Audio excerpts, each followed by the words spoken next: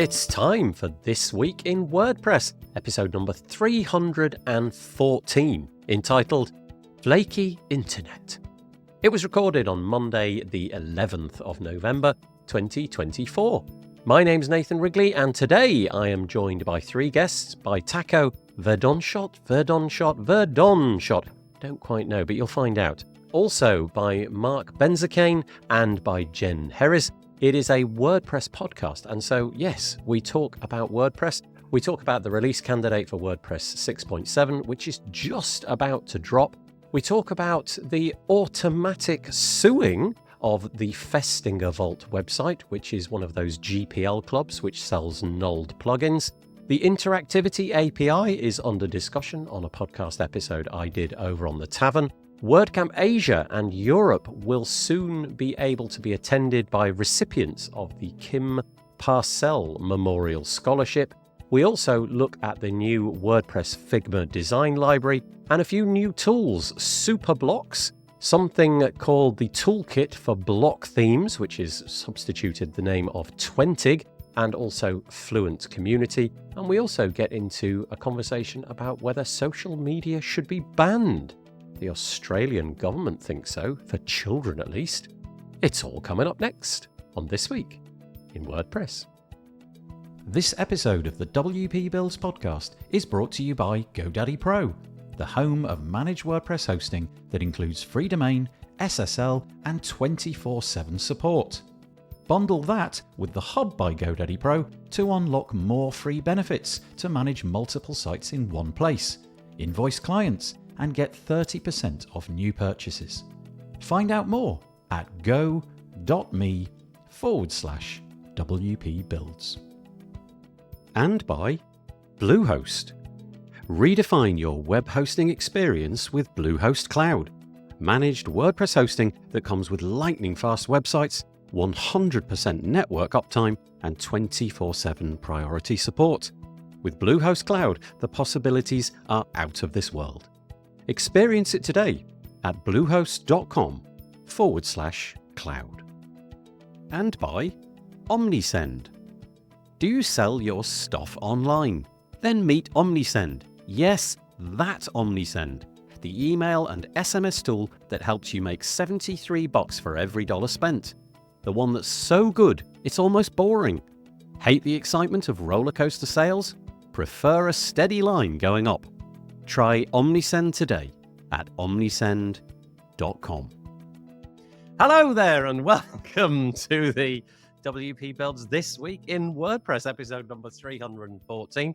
I am joined by two fabulous people, but lurking in the background is our third one. So let's see. Yay! Oh, there I am. There he is. Yes, Mark. How are we doing? And you can hear me, right? You can. Yeah, hear we me? can hear you. Everything's working tickety-boo. So Perfect. thanks for joining us. Appreciate it. Tickety Technical boo. I gremlins. got to remember that one. Yeah, I'm sure no, if I don't say worry. that in America, people will look at me like I don't belong there. But No, we wouldn't. Let's go around the houses and give the introduction. So first off, over there is Taco Verdonshot. How you doing, Taco? All good. Good to Do be I back. ever get your name right? Like the taco bit, I reckon I've probably nailed, but the Well, yeah. Verdonshot. Close enough. So there's the SCH combination in there, which is a very Dutch sound. And we used that back in the day when we were at war with France. We used words with the SCH combination in it to make sure that you were talking to an actual Dutch person, because it's so hard to get right. But I'll take all the versions. Okay, so it's Taco Verdonshot. Except that one. Let me read his bio because it's nice. It's totally perfect for this day in history. Taco, when he signed up for this webinar, he wasn't sure if it would be public knowledge already that after 11 plus years with the company, he's leaving Yoast. By now, we all know it. For the next 10 days, I think you said 10, right? It is 10 days still, yeah. Taco is still head of relations at Yoast, leading their community team and their support team as of December. He'll be leaving Yoast to rejoin Marika and Yoast. That's not confusing. At Emilia Projects. with his role, well, yet to be decided by the look of it. We don't exactly know yet, but it will include things like advocating for their latest plugin, which is called Progress Planner. Look at that. Look, quick little... Nice. Yeah. Of course, he'll remain active in the WordPress community and as a regular here on the This Week in WordPress show. So, If wow, you'll still big have me, changes. that is. What's that? If you'll still have me. Oh, yes. We'll just have a slightly different, no doubt, a different cardigan or, hoodie Yes. or something like that. How are you feeling about all that? Are nervous times for you, or are you totally Well, looking forward to it yes. 100%? So saying goodbye to Yoast Mm. is like saying goodbye to a limb. Yeah. All my career in WordPress has been at Yoast. I've learned all the things I know about WordPress, everyone I know in WordPress because of Yoast. So it's not an easy goodbye. Oh, But on the other side of the street, literally, is an amazing team waiting, and I cannot wait to join them. it's literally like actually on the other side of the street. Literally across the street. I Oh, can that- see the okay. building from here. Okay. Yeah. Oh, wow. Oh, that's kind of nice. You're not really going that far. The commute is the same. Yes. Yeah. Still Oh, a 5-minute walk. I'm sure they'll be coming over, bringing you drinks and asking for favors for a little while.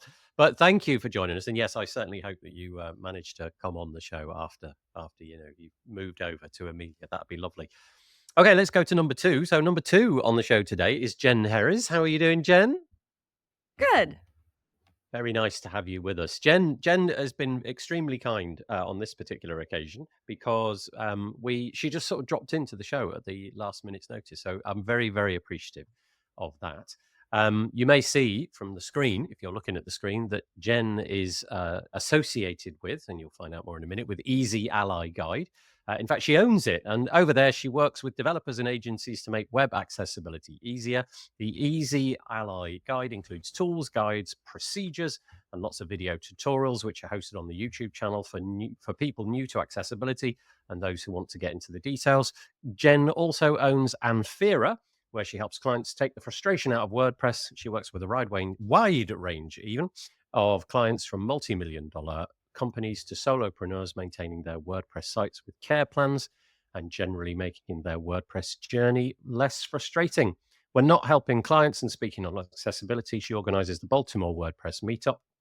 And she also can usually be found with her dog, husband on a dog. That was a mistake. I'm going to say that again. Dog husband. Gosh, there's a whole meme in there with her dog and husband.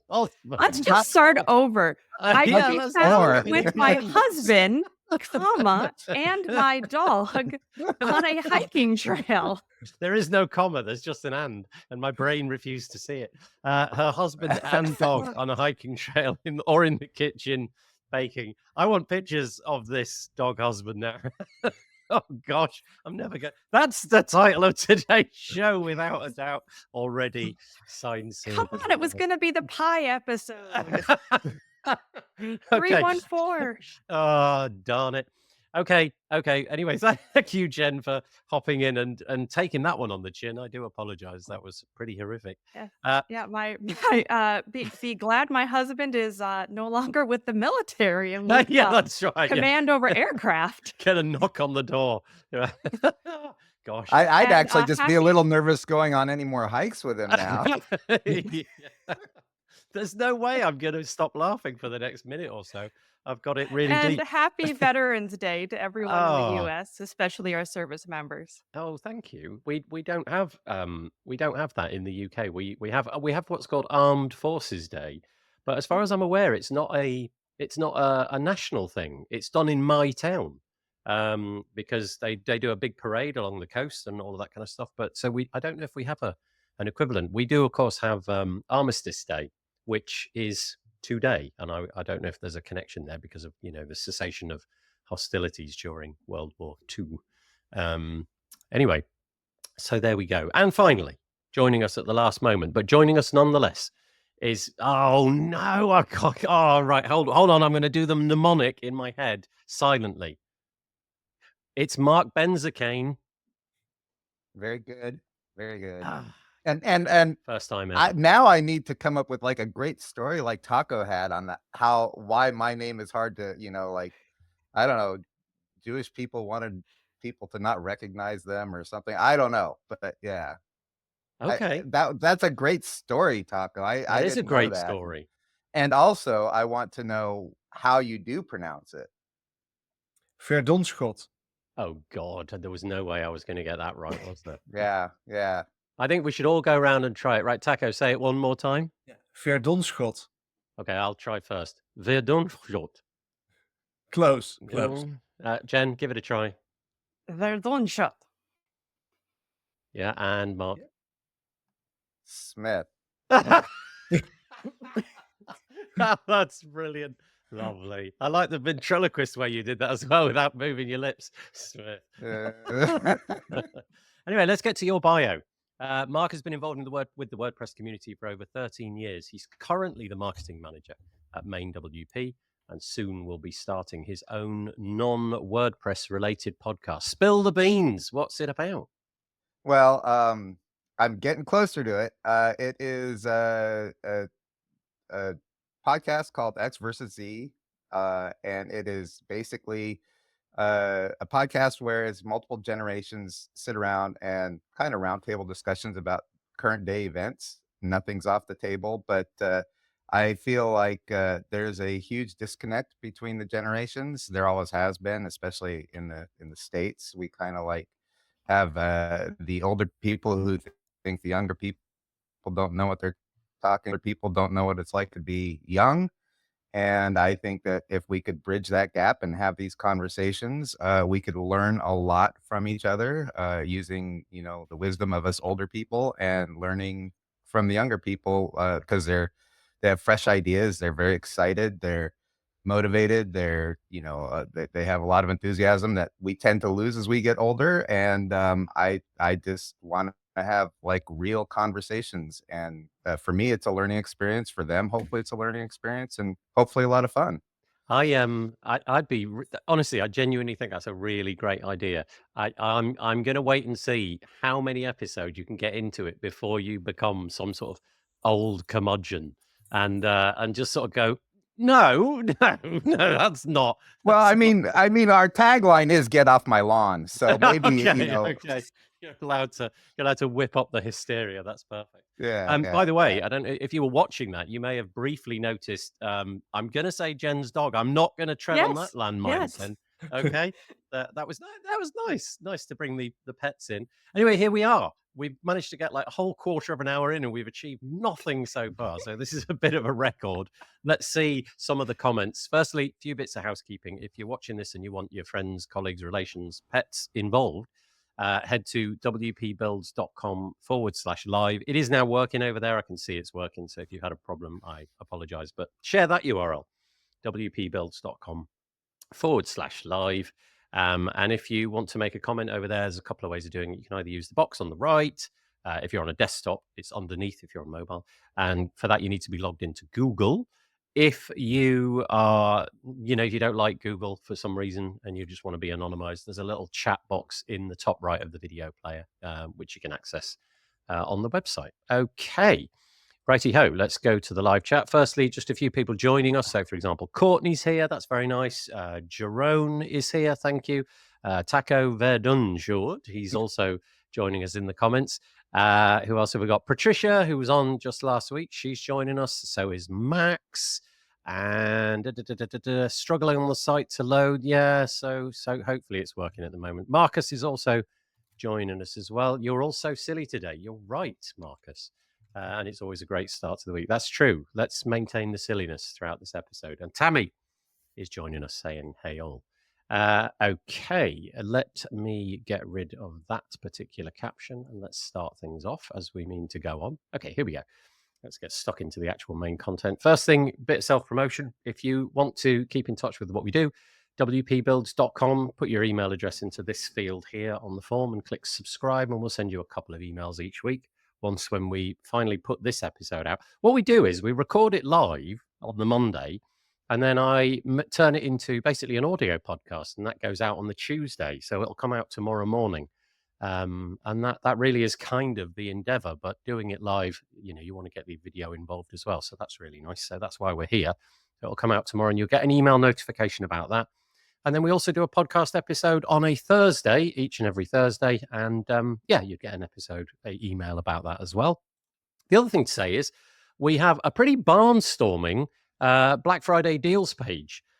This year, so far, it's been sponsored by WS Form, Real Cookie Banner, and Gravity Forms, as well as Gravity Flow. And at the moment, I'm just going to scroll, right? Here we go. You ready for this? Right, here it comes. I'm going to scroll. I'm going to have to go fairly quickly, because if I don't go fairly quickly, we're not going to... Yeah, okay, you get the idea. There's about 270 something on there at the moment, which sounds really overwhelming, and it kind of is a bit overwhelming. So if you want to have the Black Friday deals kind of searchable, filterable, just scroll down a bit and click this. And then you can sort of say, oh, I don't know, I want themey type things, or I want things that are themes and blocks, and you get the idea. And then you can sort of reset it all and what have you. So the URL for that is wpbuilds.com/black, and you can bookmark that for all of your WordPressy deals during the run up to Black Friday.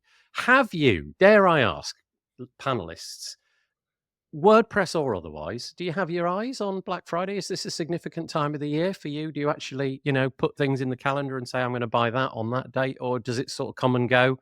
And then you have that 3 weeks before Christmas regret that you didn't buy a ton of things that were obviously going to be loads cheaper. I know that's basically what happens to I have me. a lot of renewals that are coming up Right. Black Friday from previous years where I grabbed the special and now they're renewing. And I, of course, have my own specials, which are hopefully up on the page by now. Yeah, they should be. If you sent me the link, everything that is there. In fact, let's go check it out. Let's have a quick look. So what would I type in? Let's go for Easy. Ally. Yeah, let's go for easy. So if we type Yeah, in or easy, just Ally, that'll work too. let's type in easy, and then we'll have to scroll a little bit. Not really. Very little scrolling. There we go. Excellent. It's there. So you can see that Jen is going to be offering, I can't actually see the amount there, but you get the idea. You'll be able to go get the deal using the coupon code Black Friday. And it looks like it's live already until the 30th. It is, yes. November. Yeah, great. Okay, so there's that page. Back to the question though. Do you have anything? I've kind of got my eye on a telly. My telly's kind of dying. I think I'm going to get a telly. In terms of WordPress, I have nothing that I'm putting in a bag anywhere. There's nothing this year around which has piqued my interest enough to sort of think about it ahead of time. But Taco, anything? Yeah, so I've been eyeballing a remote controlled car on Amazon for a while. So I'm gonna hold off until Black Friday to see if that does anything. Okay. But I must say that today, for those watching us live today, it's Singles Day because it's 1111. And that is a huge sale in Asia. Is it? Yes, Alibaba and AliExpress and all of the Asian shops have insane discounts today. So I've been eyeballing some of those already as well. So that's the thing. Every year, there's on the 11th of November, okay. And it's size-wise, if you look at the sale, it's about the size of Black Friday, but then mostly in Asia. Interesting. Yeah. So you go to sites which are typically from that part of the world, like Alibaba and what? Okay. Yeah. Gosh. Okay. All right. What That's, about you, Mark?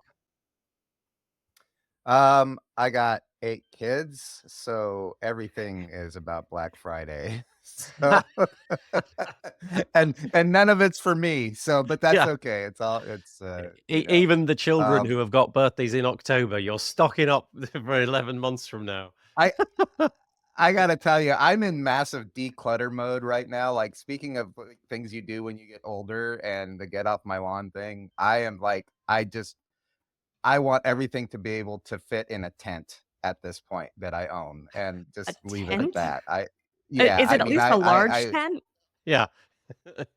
Well, yeah. I mean, what size it's a tent? 12-bedroom tent, but it's still a tent. Okay. I once went traveling, and I spent quite a lot of years traveling, and I had a fairly hefty rucksack. But I met this Danish guy who had been traveling for a decade, right? He'd never been back home for a decade. And he had a rucksack, honestly, like the size of my two hands. It was the size of a shoebox. And that's what he'd been carrying for a decade or more. And I thought that was the most profound, just decluttering of life. He had enough, basically in his bag was enough clothes to get him through the following day. So whatever he wasn't wearing was being washed and was dangling off it. insane. And he didn't have any I mean, technology. He didn't have that's cameras. a little Just, extreme. yeah, and it was, I don't know. I found it quite impressive, actually, that kind of lack of attachment to bits and pieces. Patricia, you'll be pleased to know, Mark, says that she's hanging out for main WP. But she's got some pre-sale questions. The main WP is already live. Yeah, the main Yeah. WP deal is already live. Thank you, Patricia, for bringing that up so that I can talk about it. Yeah, it's already live. It's $50 off on the annual subscription, and that $50 recurs every single year. So technically, in 4 years, you get your first year free if you want to do that kind of crazy accounting math kind of stuff. Nice. Well, there you go. That was introduced apropos of Patricia. Thank you for mentioning that. Get a nice little Thank you, plug in. Patricia. Appreciate Yeah, that. that's perfect. Yeah, And thanks for letting me plug. Yeah, and I forgot to say, I saw Marcus's comment and I didn't make the connection. Taco's done it for me. Thank you so much, Taco. Congratulations, Marcus, on the new job. Marcus is leaving. I don't know if that has already happened or if he is about to. Already happened, yeah. And joining like a sister company, I think you call it, don't you, of Yoast, Bluehost. Yes. So yeah, congratulations, Marcus. Long may it continue. I hope you're still able to come on shows like this. That would be really nice. Okay, so there is our Black Friday deals page, wpbuilds.com/black. Let's get into some actual WordPress stuff. So WordPress 6.7 release candidate 3 is around. Typically, I just mentioned this in the hope that one person hears it and goes and gives some constructive feedback, tests it, makes the effort to then, I don't know, contribute whatever they found, whether there be a problem or something. And interestingly, when we before we hit record, Jen was saying she has in fact done this on this particular release candidate. Was there any gotchas? Did you test it thinking something would be wrong, or did it all go smoothly? So I have an open source theme named Kaya that I maintain, and it's available on GitHub. And I typically do, in fact, wait for release candidate number 3 because rarely does anything actually go wrong. It's a classic theme, so there's not normally any breaking changes happening. But I just go through, I grab release candidate 3 and run through, test things, make sure nothing looks weird, and everything ran smoothly. So that is the normal process, is wait for release candidate 3, just because it's kind of like That the is my last in that process. chain. I Yeah. see. Yeah, that makes sense. Wait till it's probably stable and probably bug-free. Yeah. And WordPress 6.7 with all of the bits and pieces that are coming is going to be out very, very soon. I can't remember the date, but here we go. There it is. Tomorrow. Tomorrow. So yeah, last chance basically if you want to go and test it, and if not, then hopefully this time tomorrow, if you've got things automated, they should start to switch over to 6.7. If you have either older hosting, some of that very inexpensive hosting, that's definitely been a gotcha in the past. Yeah. Yep. I remember there was, I think, a curl issue that happened with some of the older operating systems that were on some older hosting. And of course, plugin and theme authors, you got to go in and test. If you have a pretty stable system, then you have to test less. But if you're doing a lot of active development, a lot of changes, or especially if you're doing anything with the block editor, you really have to get in earlier on the release candidates and test. Yeah, that's true. If you do have some product in the WordPress space and you haven't tested it, you do have basically a day in order to do that. And the easiest way to do it now, I think, at least anyway, is with Playground. If you're just testing this one thing, a plugin which you own, then you can obviously upload that into the Playground instance. But you can just click this button, and your WordPress website will appear magically in a browser. So anyway, there's that. And then we're going to move on to this piece, which is kind of interesting. This came from Ray Murray on the repository. And it's about an organization that I'd not heard of before called Festinger. I presume you pronounce it like that. Festinger Vault. And the title is Festinger Vault Crowdfunding Legal Battle with Automattic After Contentious Site Shutdown. Now, I know that in the more recent past, Automattic has been, the word Automattic has been associated in many people's minds with the recent WP drama. This is disconnected from that, although I guess there are some sort of similarities in some ways. And it's to say, I'm just going to quote various bits of it. Martin Groot, the developer behind Festinger Vault, has launched a public campaign to fund his legal fight against Automattic after the company forced the temporary closure of his website and seized his assets. And if you just read that paragraph, you might be thinking a totally different thing. And it might align with what's been happening over the last month. But read on, dear listener, because it gets interesting. In September, Festinger Vault unexpectedly shut down after Automattic issued a cease and desist letter accusing Groot of trademark infringement and GPL non-compliance.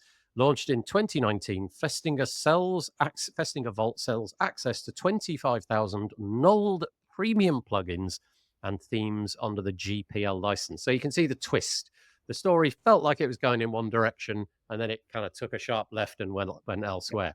Now, the idea really here is that we know how WordPress works, and we know a bit about the GPL. I confess I'm no expert in the GPL, but my understanding is that if something touches WordPress, then it's under the auspices of the GPL. And so long as you say that your code that you may have, let's say in air quotes, borrowed, unless you say where that's come from, then you're not breaking any conventions. Let me rephrase that. If you do say where you've taken it from, then you can fork that code and do things with it. However, I guess we're in sort of like a slightly weird gray area here where this person's business is entirely selling premium plugins out into the marketplace, and I don't know the exact number of plugins. Well, okay, yes, I do here. It says, 25,000 null plugins. So it brings up this kind of moral question. Is it morally wrong to do this? Certainly, my understanding is it's legally not wrong to do that one thing, but the argument here is all around trademark infringement, which led to a sort of slightly different article posted by Matt, because Matt had to clarify something. Matt Mullenweg had to clarify something. But anyway, there's this ongoing dispute. This chap, Martin Groot, is trying to crowdfund $10,000 to fend off this legal action. And apparently at the point of writing, he's raised $945 so far. Now, what do you think? All three of you have got, you've got a plugin business in some way, shape or form. What's the deal? Is this kind of like offensive or what? Yeah, I find it very offensive, morally wrong, ethically wrong. The legal area gets a bit gray. A few of these have been taken down in the past, and it's usually on a trademark violation because trademarks, even recently with the whole Automattic thing, the author on Very Good Plugins used their trademark to get their plugin removed from WordPress.com because they were having issues with that. So trademark is usually where it gets taken down. Unfortunately, these GPL clubs have been kind of a problem within the WordPress community for many years. And I don't think they're totally going to go away, regardless of how this case goes. Yeah, so I imagine there's more than Festinger Vault out there. Yeah. I imagine there's many of them. And I guess if you're a plugin developer, Mark, I don't know if you know from the main WP, and Taco, whether you know from the Yoast side of things, do you end up kind of getting support requests from people who believe that they've bought like a premium version from you guys? So in other words, yes, is there a confusion with people thinking, I have bought this?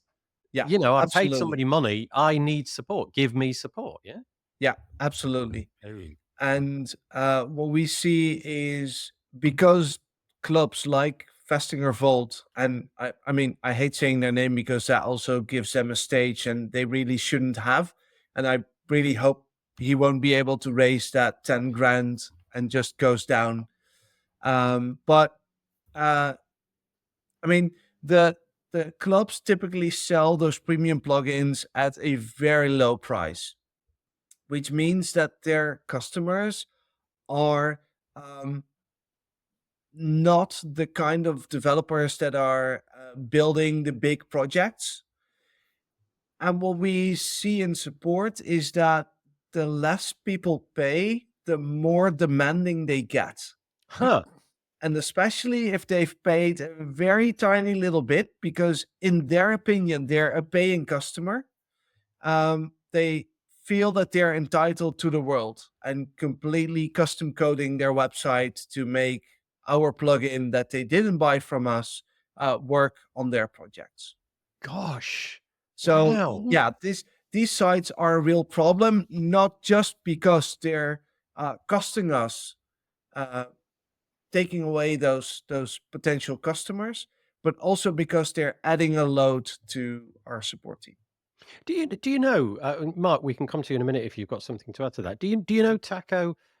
Is it legally allowed what they're doing? Because my understanding, and it is honestly the most rudimentary understanding, my understanding is that if they were to just offer the code, they can do that and they can pay for it. But it is, as you say, it's all the wraparound things like the trademark things and the fact that they're obviously not going to be able to offer support for it and things like that, which make it kind of morally wrong. But legally, are they allowed to do it? Do you know? Well, if they're violating a trademark, then Ah, obviously they're not. yeah. And I'm not enough of a legal expert to know what the boundary is exactly of what's legal and what isn't. And I hope that we're going to find out in court with Automattic and Festinger Vault. Yeah. Mark, anything to add? I don't know if main WP have to deal with this ever or. You know, I kind of suspect we're in a slightly different boat than what Taco's talking about, only because pretty much everything that main WP does, our core product is free. And like Taco says, most of these people are not going to work on big projects and things like that. And so the premium extensions that you would get with the pro package, they may not be even interested in. So we don't really get, I don't think, a lot of support, but I don't deal with support, so I can't speak to that. I can tell you at ServerPress, we did have a few every now and then that would pull something like that. And what was interesting is I would just contact the companies that were pushing our product and say, "Hey, stop." I wouldn't even go through legal channels, and they would pull it off. I mean, they would just do it. So I don't know if it's just gotten worse since 2 or 3 years ago, but you know, I agree with what everyone else says. It's morally and ethically questionable at the very least. It's and kind of interesting to me yeah, because when you yeah. get to the level of 25,000 plugins, nobody can be doing that work with a mouse and a keyboard. You've got to have written some script to go out there and do all of this thing and, present the pages and the whatever license key or download options you've got on that site. Um, Presumably, at some point, somebody's, I don't know, either buying a license and then that just gets sort of shared around. So I don't even know how that works, but we'll find out. It's supposed to go. Interestingly, this is done in Rotterdam. The court decided to lift the freeze on Grok's bank accounts, which maybe was a bit of a setback to Automattic. And the case will return to the Rotterdam District Court on the 27th of November, so in just a few days' time, for a decision on whether to lift the Festinger Vault website ban. It does seem that there was a fair degree of success on the Automattic side because this person, again, I've forgotten their name, Martin Groot, did have their life upended by the legal decision in that their assets were frozen and their bank accounts frozen and all that kind of stuff. So anyway, they presumably know what they're getting into. And the idea, though, they definitely want to win it and they hope to come back because they're crowdfunding this court Yeah. appeal What's process. really interesting here is that for the longest time, this person remained anonymous. Hmm. So it was on the website, you couldn't find who was behind Festinger Vault. And now that Automattic is taking legal action and he's been affected, he's publicly crying about how tough his life is and that they just can't take away his vehicle because of health conditions, etc., etc. Yeah, I, Yeah. I, I'd probably be doing the same in his position, but it is a little bit pathetic. It's certainly an interesting story, and not one that, like, I think everybody knows that this part of the ecosystem goes on. Whether or not it's legal, it is. Yeah, everybody has to realize that if somebody's job is to create a plugin and they're monetizing that, that is what is putting the food on their table for the people important in their lives, and then to sort of just piggyback off the back of that code and wrap it up in a sort of credible website does seem a little bit difficult. Whether or not it's legal, we'll find out, I suppose. But this lawsuit is all about trademark and various other things, so it isn't actually about the infringement of the nulled code. I don't. My understanding is that whole GPL code thing has never been actually sent through the courts. So one day maybe that'll actually happen, and we'll see how that goes. We appear to have lost Mark. I don't know if he's going to come back. Maybe his internet connection is gone. But if he does Must come have back, been a rage quit. yeah, that's right. He's just, yeah, I'm furious with this. And on that bombshell, there he is. He's back. You dropped off for a minute there, Mark. I don't know what happened, but glad to. I don't know what's going on today. Never mind. If you do drop out, refresh the browser, and I'll just drop you back in as soon as you can. Yeah. Okay, Thank so you. that story is available on the repository website. Just a couple of things to add to that. So, first thing, well, apropos of the previous thing, Marcus is saying thank you to everybody. Yeah, still happy to come on the show. That's lovely. Nick Wilmot is saying hi. Hello, Nick. Nice to have you with us. And then Tammy, I'm guessing, is talking about Festinger. Many of us wish that we'd never heard of them. They also had mailing lists without asking people to be on them. Okay, so now we're definitely stepping into sort of shady territory, aren't we? And in that case, specifically in the European Union, at least, totally illegal. And Michelle Frechette from Stellar WP, who's often on the show, says they undersell your products for a pittance and buyers expect to be able to get support. But they didn't buy support. Yeah, and of course in the WordPress space, that basically is what you're buying, isn't it? The updates and the support. And then a little bit else to carry on. Usually they buy a license, get a refund once they have your code. Oh, I see. That's how they go about acquiring it. They get the code, buy a license, invoke the 14-day money back guarantee or whatever it may be that you've generously offered on your site. Okay. And then Dennis, Dennis Dornan, who is from, is he the founder? I think he's the founder. He's the founder, yeah. the So he founder, would know for sure. So yeah, take what he said over what I said. Yeah, okay, yeah. Dennis Dornan from Main WP, the founder, said, we stopped chasing GPL clubs at Main WP a long time ago. And the few times we did do something in support, we use it as a chance to educate the user and sell them directly. Interesting. So turning a bad thing good. Interesting. Okie dokie. Right. Yeah. Okay. I recognize that though, that we always try to tell people what happened and how they ended up in this situation, and try to help them out of it. Yeah, because I can totally imagine a scenario where everything you've done as the purchaser of the nulled plugin is totally legit. You have no conception that you've bought a rogue copy, and you just presume that because you've paid money for it, it must be, because you can't walk into a high street shop and buy something and it not be something that you bought. Well, So, you can, oh, can you? Okay. because there's, how many people who are selling, counterfeit handbags Oh, I and see what you mean. counterfeit Yeah. watches. Okay. Yeah. It's Yeah. and- Yep. But no, you can't go take your, counterfeit Rolex and go to Rolex. They're not going to repair it for you. No, that's right. Oh, yeah. Can I get a refund, please? Exactly. Yeah. Or a replacement would be better. Can I have the? That'd be great. Okay. So that was that story. Check it out on the repository.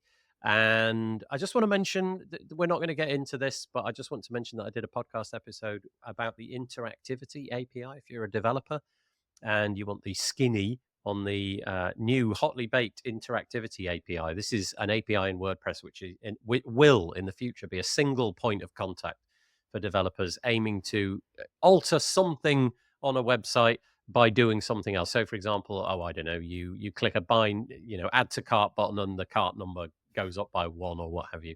Something like that will all be handled by the Interactivity API. And in the past, developers have kind of rolled their own, which is fine. And in many cases, we've seen it working all over the place. But the idea of having this one API which anybody can use to put anything interactive on your WordPress website is kind of cool. So go and listen to Damon and Seth talking about that. Don't suppose anybody's got anything they want to add about that. I doubt it. If you do, speak up. If not, I'll just press on. Okay, thought so. This is nice. This is nice and exciting. So WordPress events, WordCamp Asia and WordCamp Europe have been added to the Kim Parsell Memorial Scholarship Program. Now, it used to be that only attendees of WordCamp US could apply for a scholarship, let's call it that. And the scholarship is particularly, there's some very specific constraints around it. And in the past, it was attending WordCamp US and was for women, it says on the site here. The scholarship assists women facing financial challenges attending these flagship WordPress events. So now, if you're attending WordCamp Europe as well as WordCamp Asia, you'll now be able to apply for this. I'm presuming that there's now 3 scholarships instead of 1, which is going to go across all 3 events. But I could be wrong about that. I didn't actually read that. But anyway, nice piece of news. Anybody want to add anything to that either? I miss Kim. She was awesome. Yeah, I confess I didn't know Kim, sadly. Yeah. But this is a memorial scholarship, a sort of in dedication, in memoriam of So I think it's great. the work. Yeah, work. so I'm curious because you can also see to qualify, applicants must have never attended WordCamp Asia or WordCamp Europe before. I'm curious if it goes for all 3. So if you've ever attended US, Asia, or Europe, that you no longer qualify. Oh, I see. As so- opposed to if you've attended one of them. So in other words, if you've been to WordCamp Asia, you cannot qualify for WordCamp Asia. And Well, if you've or if you've either attended any all of them. 3. Yeah, I don't know, but it's awesome that they do this for also Asia and Europe. I'm not sure who's funding it. Yeah, that was the bit that I didn't quite follow as well. Might So be Automattic. maybe. I didn't Automattic It fund. says the WordPress Foundation. Okay. Okay, fair. Yeah. Okay, thank you. I missed that bit as well. So the qualifications requirements are identify as a woman, actively contribute to the WordPress project. I don't know on what level that means, but read into it what you will. And as Taco said, has never attended a WordCamp Asia or WordCamp Europe before. And the word "or" in there is a bit tricky, isn't it? Maybe "and" or something like that. And require financial assistance to help attend either of those 2 events. You've got a little bit of time to think about it. If you meet those criteria and you are thinking of attending, you've got until the 30th of November. I should have said that this is on the WP Tavern website. So if you go wptavern.com, just search for this. It was published on the 5th of November, so you can check it out there. But anyway, nice kind of addition, and it seems to make sense. We've got these 3 flagship events, and having equality over them in terms of that funding option is really nice.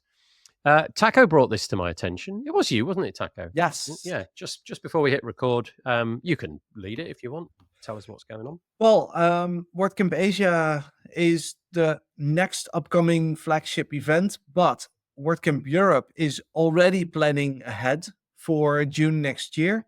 And they've launched their call for sponsors this week. So if you want to sponsor WordCamp Europe, they use a first come, first serve solution. There's only, I think, 4 spots for the top tier sponsorship, which comes in at 90,000 euro. Then there's 12 spots at second tier, which is 45,000. And after that, I have not studied it enough to remember exactly what the numbers are. But what's really nice is that they have both a small business and a small business plus sponsorship. So if you scroll down a little bit further, Okay. For those watching today. There's the packages. Because in the last couple of years, we saw that there was a huge demand for the small sponsorships. Yeah, that's smaller than editor, even smaller than author. Keep going. Yep, Keep going. exactly. Small Yes, business. there There we we go. are. So Business Plus is slightly bigger, but still doable for a starting business or a smaller business. But it's a little step up from the next plan, which is the regular small business, which comes in at 2750. Um, so yeah, that's Yeah, that is a really interesting development. I'm glad you brought my attention to that. So this small business plus option, which is €5,500, they've got 8 of those packages available. And it's kind of interesting because it says that you get a 6 square meter and it calls it a booth. Now, yeah. normally you would maybe call it a stand normally, wouldn't you? You get Well, something that you can stand yeah, next to, but it's not really something you can stand inside of. It might be a desk with some, I don't know, screen behind you or something. And that feels it's a little bit more like the small business, which is €2,750, because that one just said a point of presence, 4 meters. So for this one, you get a 6 square meter booth, which obviously for like 1 or 2 people that's actually doable, isn't it? You could yeah, get quite a bit in there. yeah, So that is interesting. Small business plus, but the very limited number of seats. So the small business plus, as there's 31 of those. I don't know if that's left. There's 8 of the small business plus ones, and then we go up. Author 13,000, and as Taco mentioned, editor 25 grand, administrator 45, and super admin $90,000. I'm kind of interested to know what the interest will be, given everything that's been happening in the WordPress space. And I don't want to go into that, but I am interested whether or not the events are going to be as well attended from an attendee point of view. But also I'm interested to see whether there's the same sort of clamor for the sponsorship things, yeah. or whether some of the companies that were definitely, shoo-ins for being at those events, whether or not they're kind of putting the brakes on and thinking, let's just see how this Yeah. goes. Only time will tell. I don't know if Well, any of you as three want to things, mention it. yeah, I yeah, I as have things are looking now, we won't see WP Engine as a top tier sponsor. So that's one slot that's available now. Yep. And what about you? Like Taco, I mean, Yoast, do you know if you can speak to that, then, and you're willing, that's fine. But if not, don't worry. Yeah, I'm not sure if I'm allowed to share that, but Okay.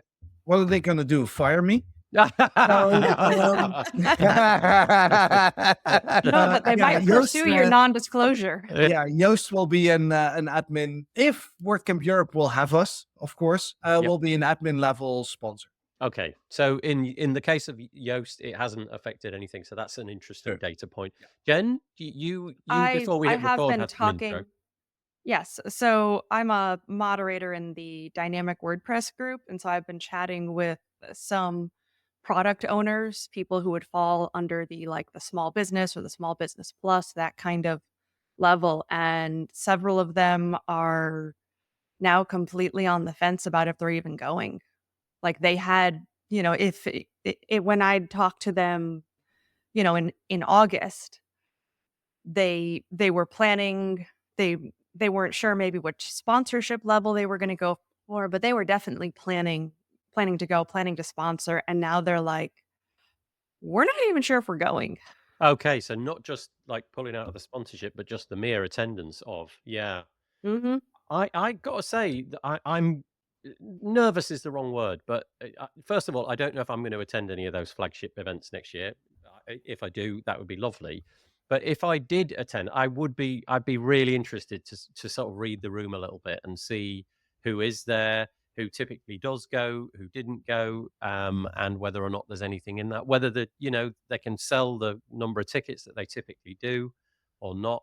We'll just have to wait and see. And I think, Yeah, Jen, I'm sure that there's I've heard similar stories. Yeah.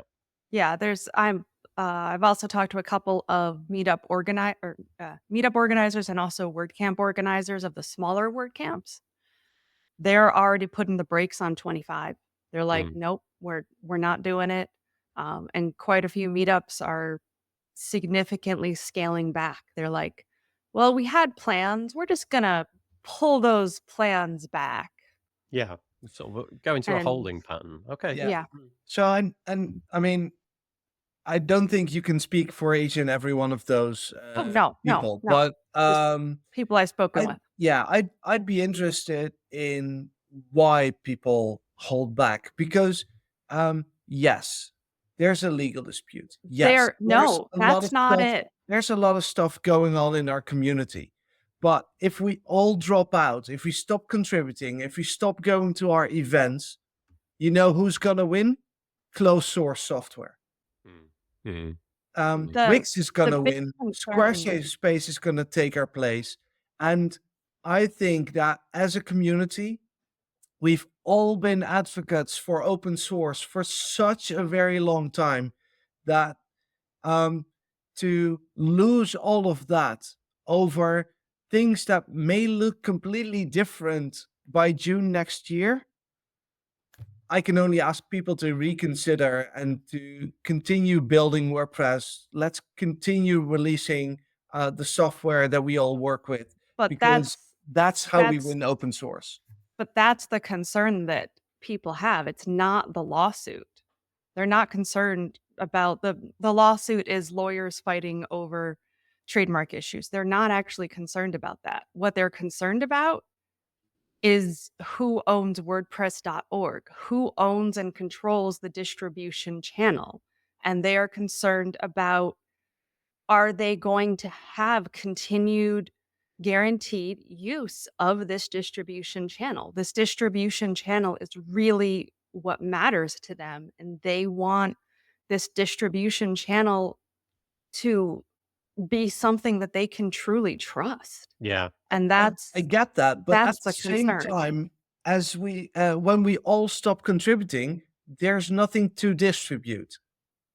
Yeah, but I think So that there's a very practical consideration here, which is these companies, they're small businesses, you know, they could be 10 or less employees, I don't know, but they have to come up with their plan B also. So they have to put their time resources into what happens if everything blows up here and you know, and I've got these X number of employees that I have to take care of, plus put food on my table. I need a plan Yes. B. Is that plan B going to be we have to retool for Joomla or we have to of all things, but you know, but that's it's not just the money resource or the uncertainty of where WordPress is going as a community. It is also that very practical reality of the amount of time that it takes to put into having that plan B and plan C and redirecting their focus. So it's, you know, I agree that unfortunately closed source can win in this situation, but people have their own very practical realities of putting food on their table. They don't have billions of dollars sitting in a bank account to support themselves. They're living paycheck to paycheck. So, I you and know, I fully get it's that more than that. and appreciate it. It's just that I would hate to see it become a self-fulfilling prophecy where people say WordPress is going down, so I'm walking away. And that being the cause of WordPress going down. Oh, speaking of going down, Mark's Mark's internet connection at that exact moment seems to have gone down. Oh no, he's back. Oh, He's back in the room. He's back in the room. okay. Well, that I, might be the signal to move on then. yeah. Well, actually, just again about WordCamp Europe and not connected to that particular issue. The one thing which I think was always going to be interesting, even when they just when we were all in Torino, if you went and they announced it's going to be in Switzerland. I remember even at that moment thinking, gosh, my impression of Switzerland is it's an expensive place to just go anyway. So I wonder if even that will have a sort of compounding effect, if you know what I mean, because it can be quite an expensive destination. Certainly for somebody from the UK, it's I always think it's quite an expensive place. So that compounded with all the other bits and pieces. But there we go. The point being that the call for sponsors is now open, and if any of those seem attractive to you, especially that new one, maybe that fits in a little sweet spot. That's kind of interesting. Okay, let's just click over here. Okay, so this is for the designers out there. I confess I'm not a designer, so this really doesn't affect me in any way. But there's been quite a bit of excitement about this. So I'm going to link to, well, I'm going to show two things. The first one is James Costa on make.wordpress. And the article was the 7th of November, and it's called Announcing the New WordPress Design System Figma Library. And it says, and I quote, "Today I'm excited to announce the launch of the new WordPress design system library for Figma. The intention of this resource is to streamline the design process for folks working in the WordPress ecosystem." And just a few bullet points. It's supposed to streamline your workflow with a vast array of components. Styles and components match the code base as closely as possible, and so on. And then if you follow it, actually the link to it is buried here. It's not immediately obvious, but there it is, sort of halfway down. Then you end up on figma.com at the WordPress design system. And I know that all the cool kids seem to be using Figma these days. And so another tool like this, if you're working in the WordPress space and you want to, mock some things up in Figma in a way that looks WordPressy, let's just call it that, then this is quite cool.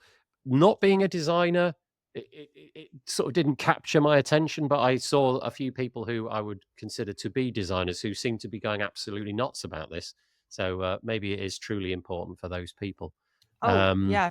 If yeah. you're a block builder, this would be very, very helpful. Nice.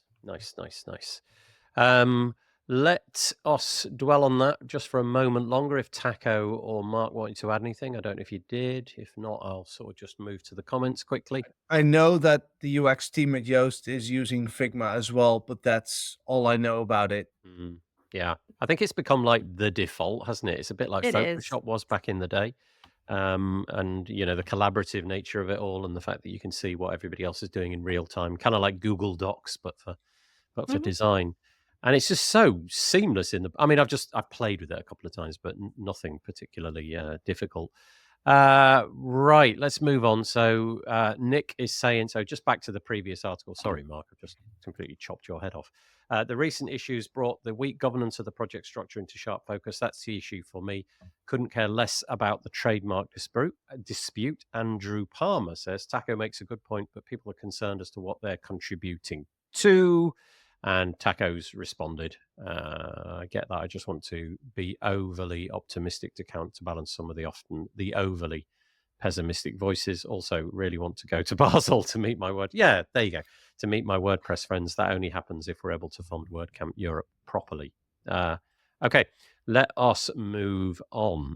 So, a couple of new interesting tools. I kind of thought we'd seen the end of new whiz-bang page builder-y kind of things. Never. No, is that never? Never. No? Okay. Never happening. Okay, all right. I kind of assumed we had, and everybody was sort of going in some sort of variant of blocks, or that the tools that were out there already were kind of saturating the marketplace, so it was crowded already. But no, apparently not. Here we go. So here's a couple for your delectation. The first one is called Supablox. It says here, get early access. So this doesn't appear to have been built. It's supablox.com, supablox.com, and it says Supablox brings you speed, control, and unified building experience to WordPress core. Now, when I look at it, I just think, is that not full site editing? Is it just a block editor? So if that's the case, are we not just dealing with blocks? And then if you sort of go a little bit further down, there's a read the announcement, little link here buried right at the bottom, and you get here, and they give us their credentials. They are the people who founded the Flatsum theme and UX Builder. Heard of Flatsum? I've not heard of UX Builder. And it says, our vision for Supablox is to make building WordPress websites using blocks as enjoyable as possible, and powerful as building with modern tools like Framer and Webflow. So at this point, I'm not entirely sure, but I'm presuming it's using the built-in full site editor, in which case I don't quite understand what their UVP is, if it's just the block editor. Anyway, there you go. There's one tool. It's called Supablox. It looks like they're building on top of the block editor, though. Right. Make some things easier and more useful. Yeah, in which case it's kind of hard to market that message, especially for somebody with the attention span of a gnat like I have. Trying to differentiate yourself is going to be really hard to cut through. And then the other one was this one, and this is called Twentig. And it says the easiest way to create stunning WordPress websites. And this, again, I'm not entirely sure, but it's making the position that it's using like block-based themes and what have you. It's got a plugin, but again, it looks like it's using the block editor, and it mentions patterns and things like that. So I don't really know. But here It they looks both like are. it's a block enhancement tool. Like it Yeah, adds more features and options to the blocks, and there's yeah. several of those out there.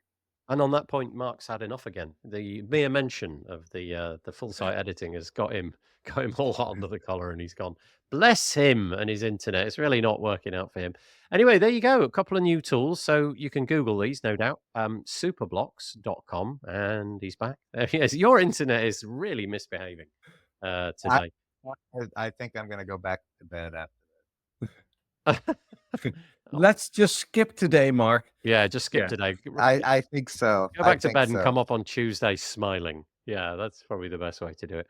So Supablox and Twentig, go and check them out at your delectation. I haven't really had a time to play with them. However, something that I have had a fairly decent look at, which Taco wanted to mention because it's been popping up all over on socials, is this one, Personalize WP with a Z or a Z in it. Tell us about this, Taco. Do you know anything about it, or is it just that you'd seen it here, there, and everywhere? Well, I know that they went through a rebranding to get to personalized WP. And I think they were last year at WordCamp Europe, one of the, or was it the year before even? I can't remember.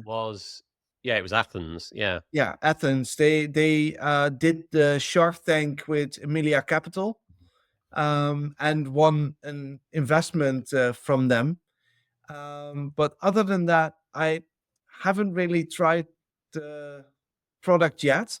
But it seems to be popping up everywhere. Like, a lot of sites on social. So they're doing something right, at least to get the attention. And so I was wondering if you'd seen this before and played with it, because I know that you know Paul pretty well. Yeah, I have actually. In fact, Paul and I have spent a few. We did like a webinar series, not necessarily around this product, but I have had a play with it, and it's really nice. Having everything tucked away inside the block editor. I should add that it's the kind of plugin that it's like an if this then that kind of thing, whereby if this condition is met, do this thing. So it might be, I don't know, hide this block unless you're in Australia, in which case show this block. Or it might be, if it's 10 days before the 25th of December, pull this block, but replace it with this one, that kind of thing. So it enables you to poll certain user conditions. Like, I don't know, it might be which browser you're using or something like that, and then do something with that information. And you're right, it is very, very savvy job on the PR lately. And I don't know if they've invested a lot of time and money into investing to get it be known. But a bit like you, Taco, I've seen some people who I would describe as influencers, in air quotes. Not that they've got a YouTube channel, but just people who have that level of like kudos and importance in the WordPress community. Quite a few of them, apropos of nothing, they just piped up and said, "Oh, I've just tried this thing and it's really cool." So it's definitely worth looking out. It's by the guys over at Filter. I don't know if it's built by the company itself, but Paul Halfpenny, who is one of the people behind it, works with an agency in the UK called Filter, and they're in it. And so if you want to personalize your website, this is definitely a credible way of doing it. All done inside the block editor. I think there's a free version. Yeah, it says here download for free. But there's definitely a paid version as well. And you can go and check it out if you want. Anything you want to add to that, Jen or Mark? Well, they could improve the accessibility on their website. Oh, you don't like what is it? The colors you're not fond of? Is that what it is? Keyboard users can't even download it because it opens a modal window and doesn't grab any focus, and it doesn't support focus states, and there's a few issues. I can I can connect you with Paul Halfpenny. Yeah, go ahead.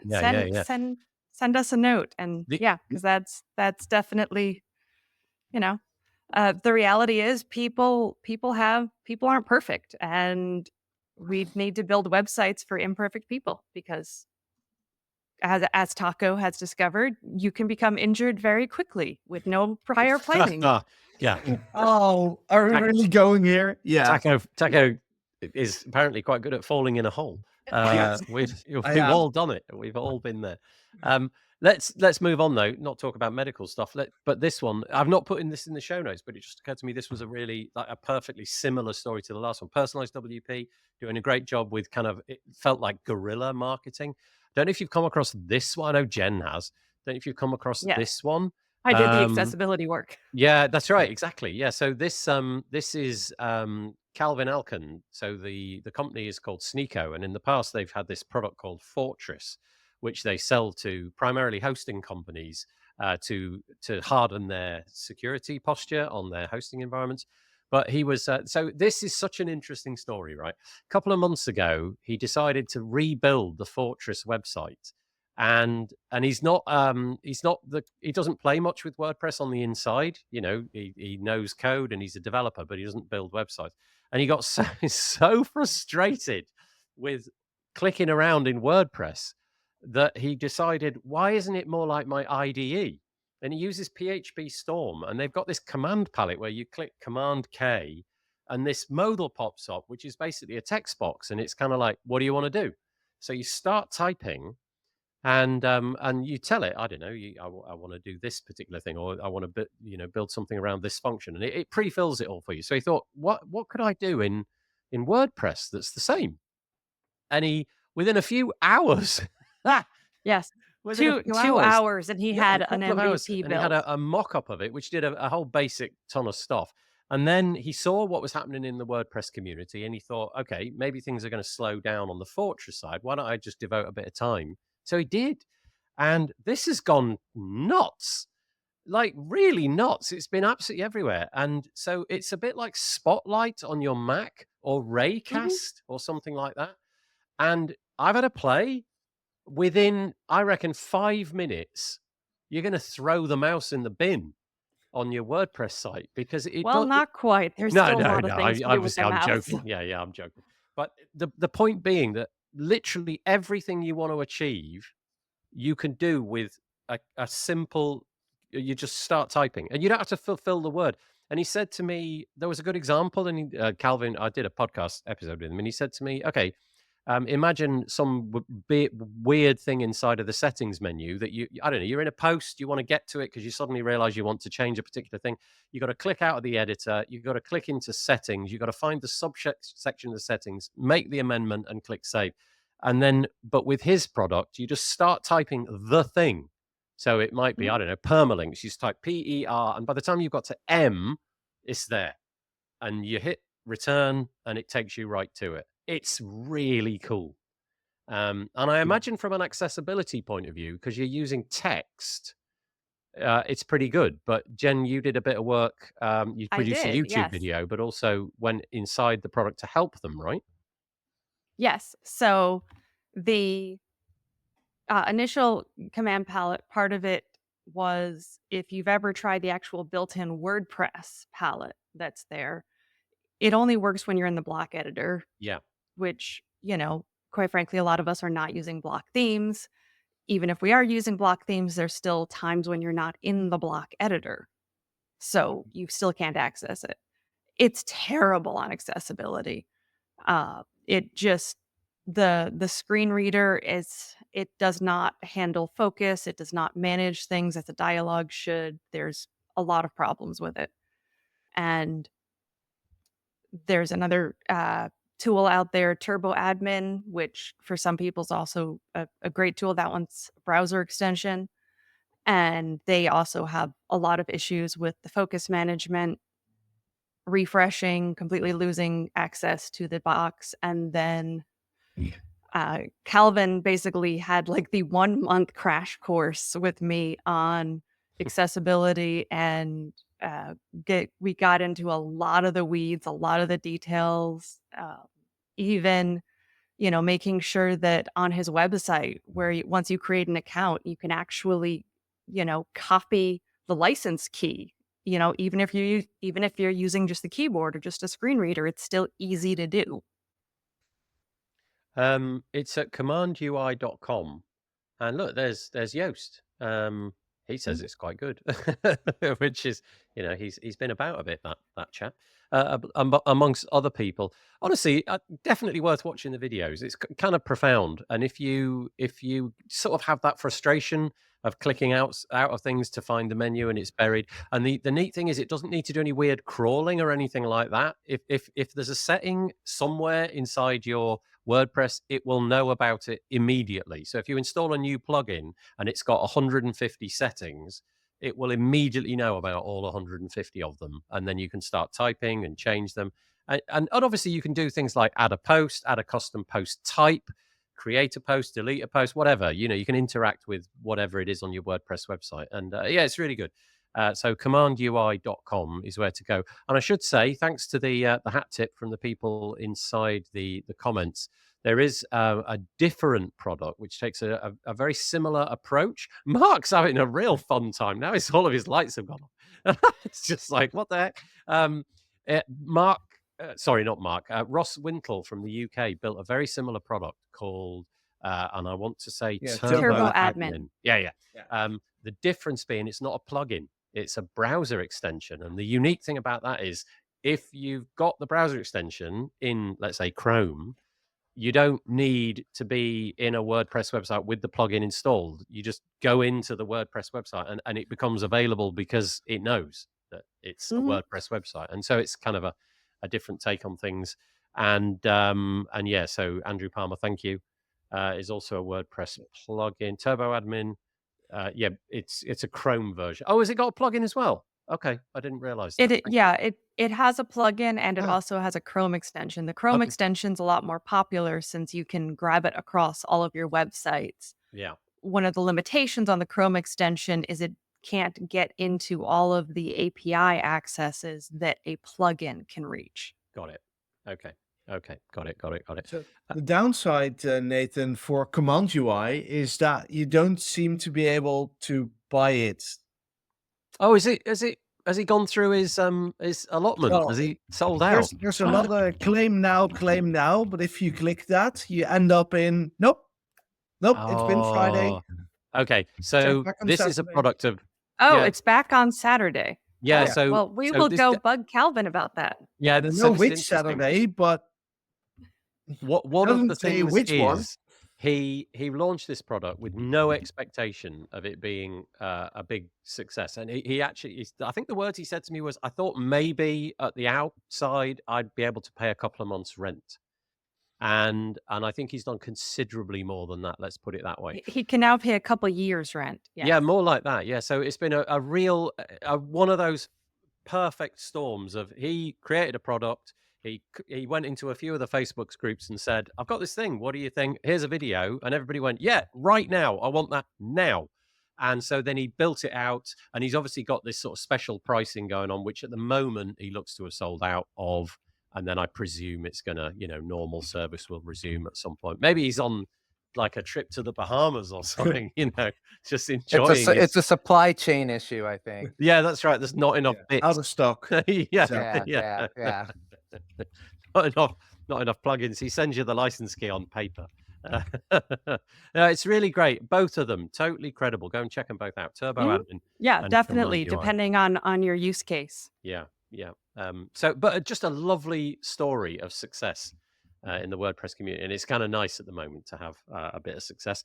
So speaking of products, as we are, here's another one from the guys at Fluent. They're actually managed WP Ninja, but everything seems to have Fluent attached to it. So they got Fluent boards, Fluent forms, Fluent SMTP, and more. There's more. At least a dozen others, yeah. Yeah, and a really credible company releasing, I think, really credible products. And so they got this new one, which they've put into the market space. It's called Fluent Community. Honestly, beyond its name, I don't really know much about it. I haven't taken it for a spin. I don't even know if it's ready to, because it says get early access. I don't know if that means you can buy it or if you're sort of beta testing it at the moment. But it very much looks like Facebook groups, but done on your own hardware. So think something like BB Press. It's similar to Buddy Press. Yeah, Think yeah. something like that, but significantly less bloat than something like Buddy Boss, which can be just a nightmare to deal with. I find it's kind of an interesting thing. I think the promise of building a community is so alluring, but I think the reality of it, just because you bought the plugin, people will not necessarily come. But having No. things away from those platforms, the Facebook groups and the LinkedIn groups, that has some appeal to me. Having it inside of your own It's WordPress website. especially good for people who want more privacy. Hmm. One of the works groups that I work with is a sobriety group, and so Oh they yeah, really right. want separate and private and not tied to anyone's socials and all of that. Yeah. So it seems to have all of the different bits and pieces that you would want. Maybe be good for, I don't know, some sort of intranet type thing for your business or something. Anyway, it's there. Go and check it out. It's fluentcommunity.co. And I'm sure if it's like any of the other products they've released, it'll be well worth a look. So yeah. Oh, sorry, we're not helping. FOMO. Sorry, Andrew. Okay, right. Now then, does anybody have any WordPressy stuff still, or can we move on and do non-WordPressy stuff for a minute? Yeah, should we move on? Okay, that's the end of the WordPress stuff. So here we go. Taco, I suppose, is best aligned to talk about this. This feels like it could be one of the most disruptive things. I don't know. Obviously, ChatGPT came around. Everybody dropped everything that they were doing and went and played with that for a month or two, didn't they? And so now they're getting themselves firmly into the search engine market. It's called ChatGPT Search, believe it or not. And at the minute, it would appear that you have to pay to access it. It says Plus and Team users can try it now. I haven't played with it, but my assumption is that this will be an out-and-out success. I have no reason other than just the fact that I assume it will be, because everybody, you say ChatGPT and everybody goes nuts. Something on that website isn't loading, so I'm just going to reload it and we'll be able to see the video. So it's a chat interface. What do you expect? You go through this sort of chat process. So you're asking it questions, it feels like, more than just wanting a website in return. And then it gives you the answers with the, what you'd expect, really. The thing I don't really understand is, how is this different from what we've got at the moment? Is it just that it's got a website? What's the It's a difference? live internet search. A lot Okay. of the Chat GPT is from the archived internet that it Right. already indexed. Got This it. is actually getting the live internet. So if you ask it a question about, I don't know, flights to Switzerland, it will be able to give you real-time information, whereas the Chat GPT was plumbing, like, was it 2021 or something like that prior to that? It was I don't before. remember the Yeah. exact year. Yeah, but it was definitely old, and it was stale, and it Yeah. hallucinated because of that very constraint, didn't it? So, okay, so this is live. My supposition is that this is potentially Google's worst nightmare. I don't think anything's come along that potentially could have toppled Google. And maybe it will be the case that this doesn't, and Google's, will roll Gemini up successfully into its own offering. But I don't know. I feel this has got the capacity to do the work of Google, but also get like public buy-in and people using it. I don't know. Would you use this? Any of you three?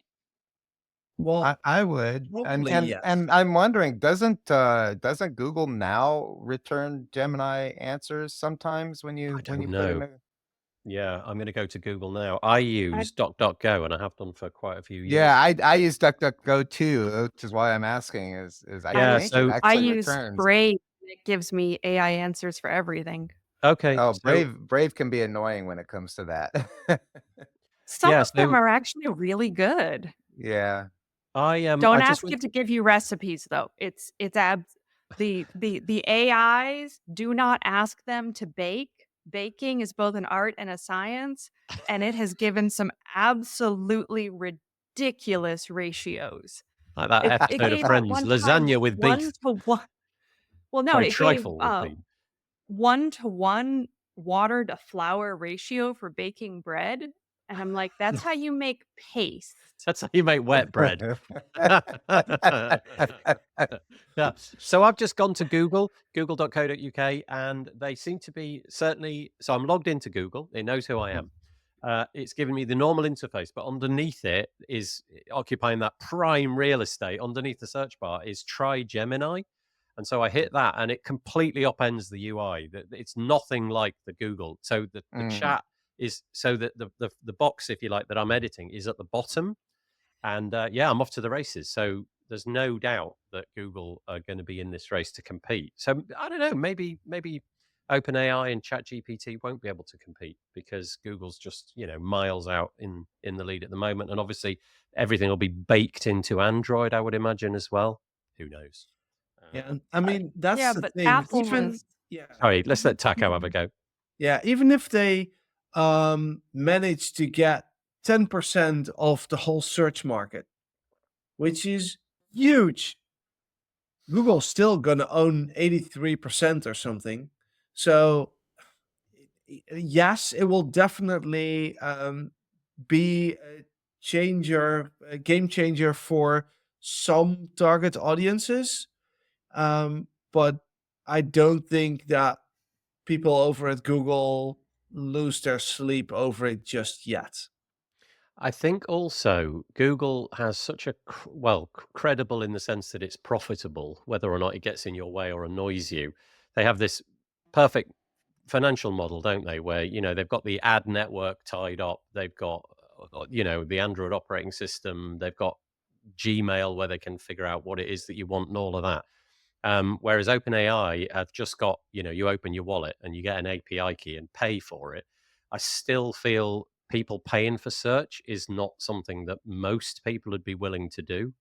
And obviously Yeah. Google can circumvent that with all the other revenue streams that they've got. But yeah, I could be wrong about that. I Yeah, don't see Apple my mom has- buying Plus No. or anything Right. anytime soon to do a search. So yeah.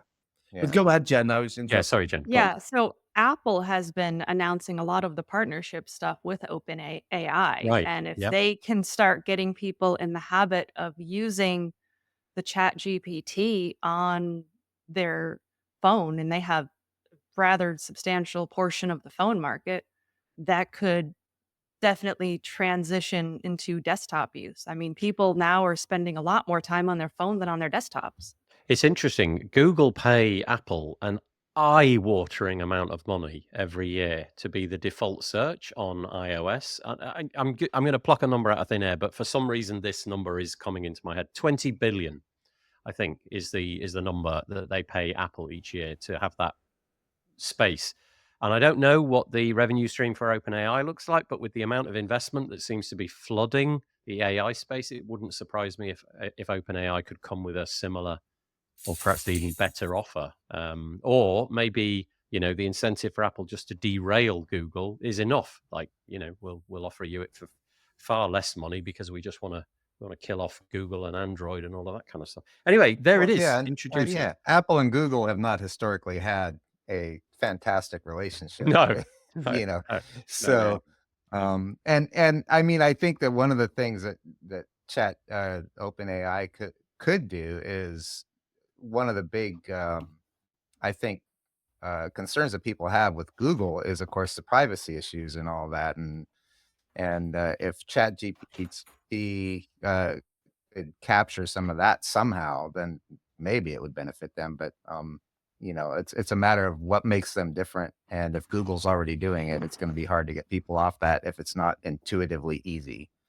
Yeah, I'm just not really. I just don't really want to chat with an internet search. I think I'm old enough to know what I want to do, and I want to get the answer kind of back. I don't really want to have a back and a forth and a conversation. But I imagine that the young kids out there will be doing it all differently. And chat is yeah, that's right. Yeah, perfect episode for your new podcast, Mark. Get the That's it. You're my first guest. That's right. Yeah, yeah. But they're not going to be doing the likes that I'm doing, and I still think Google is pretty remarkable. Although Max would disagree. He said Google is a dumpster fire. I hate using it. Yeah, I'm trying to disconnect from Google where I possibly can, but I've realised that it is a question of where I possibly can. It's just got its hooks in so deep in so many parts of my life. Android has 71% of all mobile phone ownership. Gemini will do just fine. I'm sure that you're right. Okay, last one very quickly because we're running out of time, and I'll make it this one. Wow, Australia, wow. So this is on the BBC, and BBC tend to be a credible news site, so I'm imagining there's some truth in this. Australia plans social media ban for under 16. I'm going to quote, Australia's government says it will introduce a world-leading legislation to ban children from under 16 from social media. The Prime Minister, so it's not just some sort of junior cabinet spokesperson, Prime Minister Anthony Albanese said the proposed law to be tabled in Parliament next week were aimed at mitigating the harm social media was inflicting on Australian children. While many of the details are yet to be debated, the government said the ban would apply to young people already on social media. So you 15-year-olds who've been using TikTok for the longest time, yeah, you're going to be in the dragnet. No exemptions on age limit for children who have consent from their parents. And the government says the onus will be on social media platforms to show that they are taking responsible steps to prevent access. I am conflicted about this. On the one hand, the libertarian kind of in me is saying, hands off, government, we can do what we like. On the other hand, the sort of slightly more, I don't know, concerned father in me is thinking, this is not a bad idea. I'm kind of a bit on the fence, but you only have to drive down the road in any urban area in the Western world now, and you see every single person staring at the rectangle. And I call it the rectangle now. I've given up even calling it a phone. It's just like this void. It just sucks you into it. So I don't know. We seem to be unwilling to decouple ourselves. So maybe the sledgehammer approach from the Australian government, because by the time, I guess the intention here is by the time that you get to 16, you've got loads of habits in your life already, like you're doing things. And so if you can get to 16 and not have that habit, maybe you'll be kind of immune from it. Anyway, debate very quickly. We don't have much time.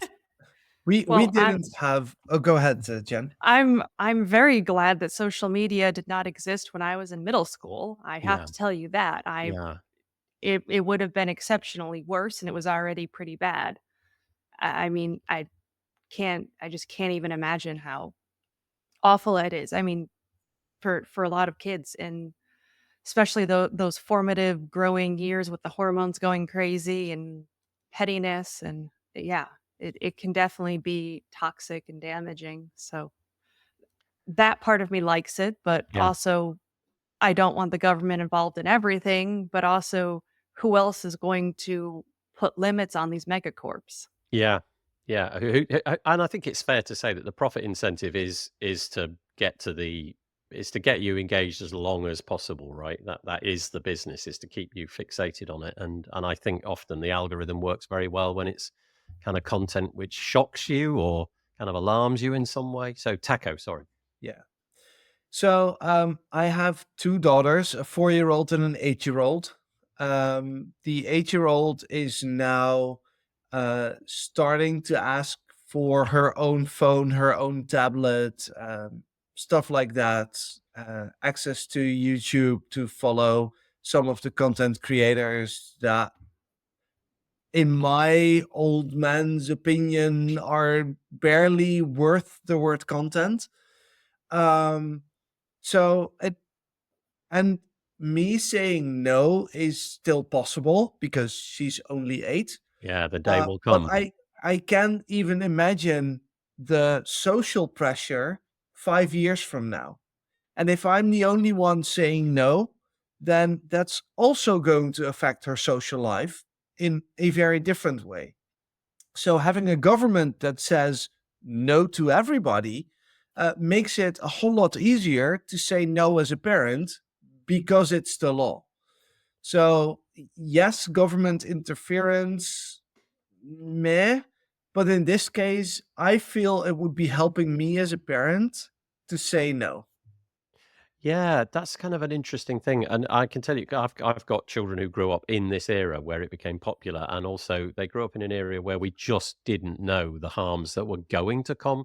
So I would say that that period was probably as bad as it could have been. It's not so much the social media in the traditional sense of go and consume endless amounts of scrolly content on TikTok. It's more the chat apps, and I wonder if they'll be caught up in this dragnet, so Snapchat and so on, and you just name them all, WhatsApp and what have you. I don't know because they're not really, there's no algorithm trying to game your attention there, but it is fairly insidious. And what you'll discover, Taco, is that the children who don't have it are kind of pariahs because they can't be involved in the decision-making process, which when you and I were at school, you'd figure everything out like the day before and stick to the time that you said and meet in the town centre or whatever at 9 a.m. at the shop that you all agreed. Now they just invent everything on the fly. It's like, where are you now? Okay, I'll be there in 10 minutes. Oh no, we've moved. We're going somewhere else. So it does make you a bit of a pariah. So it's interesting. Try to delay it as much as possible, says Max. Yep, and also enforce rooms being kept reasonably tidy. Asking for a friend. Can they also? Sorry, no, they can't do that. That unfortunately is out of the remit of almost any government, I would imagine. That's You only very have to look- analog. yeah, I you don't only have think to they look can do like it. 2 feet that way, and to realise that I can't do it either. It's hysterical. It's just total chaos over there. That's it. We're done. We're a bit late. I'm sorry about that. But we started off fairly slow to the race today. But thank you so much if you joined us in the chat. Thank you to everybody who joined us. I really appreciate that. And obviously, it goes without saying, thank you to Taco. Probably the last time I'll be able to say Taco from Yoast. But, Yes, well, I can say that. I'll say Taco with Yoast next time, but with that's a true. different spelling. Yeah. Thank you to Jen, and thank you to Mark. Where's Mark? Mark's over there. Hopefully your internet connection will survive during the rest of the day. It's that I humiliating hope time of so. the day where we have to do the hands. I do apologize for this. It's terrible, isn't it? But there we go. That's it. We'll be back, I think, next week. Hopefully we'll be back next week. But if not, then we'll see you the week after. Take it easy. Thank you very much for joining us today. See you next week on This Week in WordPress. Take care. Bye. Bye. Bye.